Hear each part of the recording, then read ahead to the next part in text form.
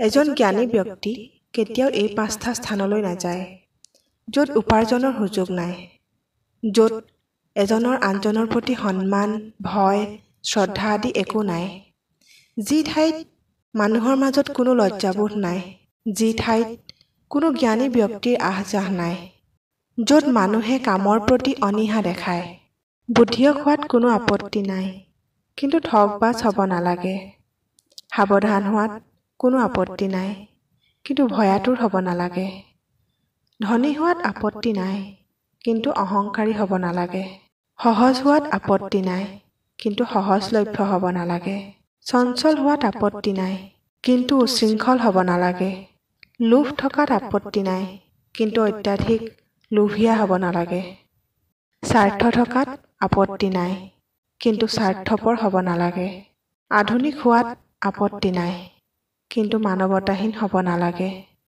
আপোন বুলি ভাবি থকাজনে যেতিয়া বিশ্বাসঘাতকতা কৰে, তেতিয়া বহুতৰে কিছুদিনৰ বাবে মানসিক ভাৰসাম্য হেৰুৱাই পেলাৰ দৰে অৱস্থা হয়।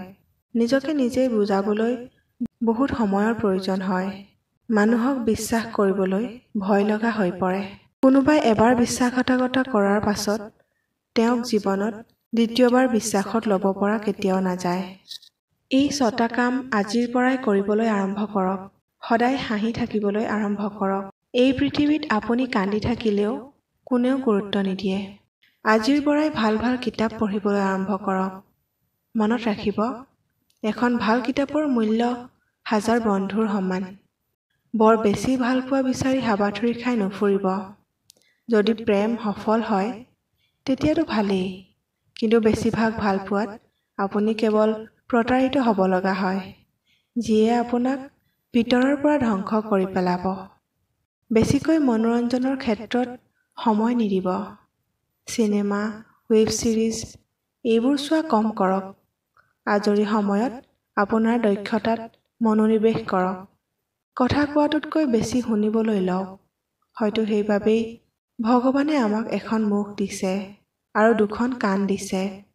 যিমান শুনিব সিমান বেছি জানিব।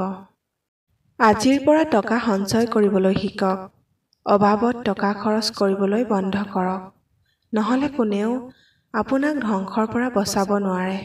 এটা কথা মনত ৰাখিব, আনৰ পৰিচয়ৰ দ্বাৰা পোৱা চিনাকি বহুত কম সময়ৰ বাবে টিকি থাকে, কিন্তু নিজৰ কামৰ পৰা লাভ কৰা পৰিচয় চিৰদিনৰ বাবে থাকি যায়। কিবা এটা ক'বলৈ আৰু কিবা এটা ভাঙিবলৈ মাত্ৰ এটা মুহূৰ্ত লাগে, কিন্তু কেতিয়াবা এটা সম্পৰ্ক বা বস্তু বনাবলৈ আৰু কাৰোবাক বুজাই পতিয়ন নিয়াবলৈ গোটেই জীৱন লাগি যায়। প্ৰেমে সদায় ভালপোৱাজনৰ ওচৰত ক্ষমা খুজি ভাল পায়, আৰু ইগ'য়ে সদায় আনক তলত ৰাখি ভাল পায়। চকুৰ দ্বাৰাই পৃথিৱীৰ সকলো বস্তু দেখা পোৱা যায়, কিন্তু সেই চকুৰ ভিতৰলৈ কিবা এটা সোমাই গ'লেই দেখা নোপোৱা হৈ পৰোঁ। ঠিক একেদৰে মানুহে আনৰ বেয়াবোৰ ধুনীয়াকৈ দেখিলেও নিজৰ ভিতৰত ভৰি থকা বেয়াবোৰ কোনেও দেখা নাপায়। এটা কথা জানি ল'ব, যদি আপোনাৰ পদবী আৰু টকা সম্পত্তি আপোনাৰ পৰিচয় হয়, তেন্তে ইয়াৰ এদিন অন্ত পৰিবই। আৰু আপোনাৰ গুণ আৰু সন্মান যদি আপোনাৰ মূল্যবোধ হয়, তেন্তে ই চিৰদিনলৈকে থাকি যাব। 2টা কথা সদায় কৰিবলৈ চেষ্টা কৰিব, মৌন হৈ থাকিবলৈ আৰু আনটো ক্ষমা কৰিবলৈ লওক। কাৰণ কোনো বেয়া পৰিস্থিতিত মনে মনে থকাতকৈ ডাঙৰ উত্তৰ নাই, আৰু কাৰোবাক ক্ষমা কৰাতকৈ ডাঙৰ শাস্তিও নাই।